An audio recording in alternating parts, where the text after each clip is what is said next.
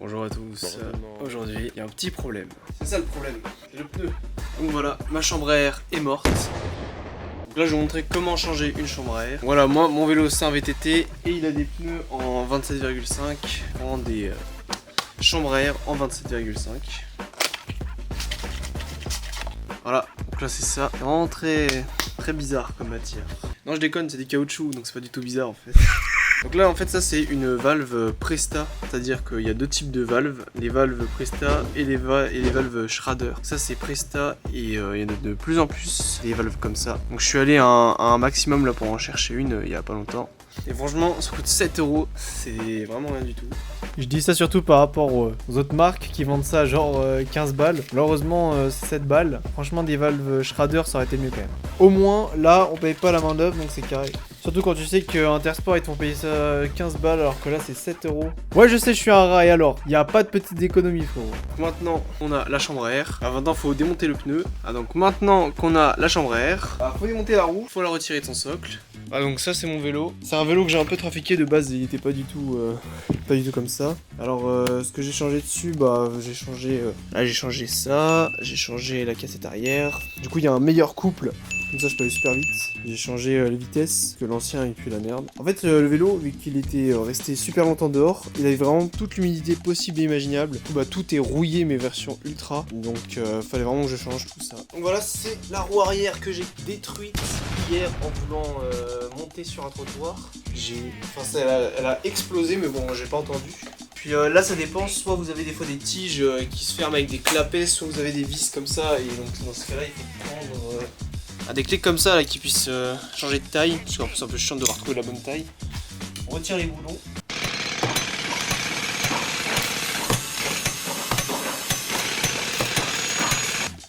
Voilà. Donc là j'ai pas encore vérifié, mais à mon avis le truc est explosé, donc là faut la remplacer. Donc là juste là faut sortir la roue de son emplacement. Et ensuite là, j'essaye de voir où est-ce qu'elle a pété en fait, où est-ce que ça a explosé, parce que franchement, je vois pas de grosses marques de fissures alors. Ah là, juste là, là, ça a été percé. Pour bien faire la différence, les valves Schrader, c'est ça, les trucs qu'il y a sur les pneus de voiture, et les valves Presta, c'est ça. C'est on va dire ce qu'il y a de plus commun sur les vélos. En fait il y a quasiment plus que ça, ils font plus que ça maintenant sur les vélos. C'est un peu chiant parce que tout le monde n'a pas de pompe pour les Presta, alors que pour les Schrader, la majorité des gens en ont. C'est un peu con de faire ça. Pour retirer la roue, j'avais pris prendre un tournevis comme ça et prendre dans la roue pour la retirer. Donc là le trou il est là, on met ça dans le trou. Ça, le petit truc, je crois qu'il faut le retirer. On le retire, le mettre dans le trou et après comme ça on le revisse. Fait chier, je crois que j'en ai pris une trop grande. Putain. Non mec, c'est du 27,5 €, pourquoi ça rentre pas? Elle est vraiment trop grande sa mère, c'est abusé. Bon, et c'est génial. Je me suis trompé sur la taille de la chambre à air. Là c'est chiant là. Donc je suis allé là où j'ai acheté donc la chambre à air et ils m'ont dit qu'en fait non il n'y a pas besoin, enfin il n'y avait pas de problème, c'était bien ça, c'était bien la bonne chambre à air, donc tout était bon en fait. Donc on y retourne. Il fait une chaleur incroyable.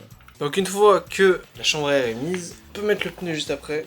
J'ai essayé de la gonfler, de gonfler la chambre à air avant, ça plus simple pour mettre le pneu dans la roue et après mettre le pneu dedans, mais en fait il faut avoir une technique bien précise, il faut vraiment que la chambre à air soit enveloppée par le pneu totalement et qu'il n'y ait pas d'endroit où il y ait des plis ou des trucs comme ça. Par exemple là si je mets le pneu, là il y a un pli, donc faut pas qu'il y ait pli.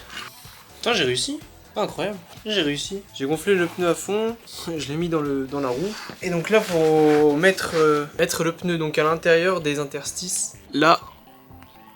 Juste là. Là, ça va être la partie chiante, c'est quand on arrive aux extrémités, après c'est super dur de mettre le pneu dans la roue. Puis le moment où c'est vraiment dur, et faut prendre le tournevis, et alors là faut utiliser comme ça. Là sur les bouts qui veulent pas rentrer, mettre dedans. Après prenez un risque, parce qu'après si le truc explose, c'est un peu chiant, donc hop là. Voilà. Et là une fois que c'est bon, en fait non pas du tout, c'est pas bon, c'est pas bon. Il reste encore l'autre côté à faire. Et là le pneu est remis là. Là après il suffit juste de le regonfler. Et le tuto il sert vraiment à rien, c'est abusé. Alors là j'ai l'impression qu'en fait c'est mal mis là. Parce qu'en fait, je sais pas si vous arrivez à voir, c'est vraiment très distinct, mais là c'est la partie... là c'est le côté du truc, il est pas mis bien dedans. Hey, c'est bon. J'ai trouvé le problème, en fait c'est parce que... Là j'avais déjà serré avant quoi que ce soit en fait. Alors qu'en fait il fallait pas serrer. Faut le mettre quasiment en dernier. Là comme ça on peut pousser le truc. Comme ça il rentre bien dans le creux du pneu. Là je vais juste le poser, enfin je vais commencer à le mettre. Je gonfle le pneu et ensuite après je le visse. Ça tout sera bien. Là normalement si je le gonfle, il n'y a pas de problème, ça marche. Ok, nice, ça marche. Et donc là du coup, on peut visser le truc jusqu'au bout. Je sais pas si je ferais mieux de le gonfler après l'avoir mis. Là du coup ça va être un peu chiant pour le remettre dans le vélo. Bon allez, à mon avis ça servait à rien. Je vais encore devoir le redégonfler.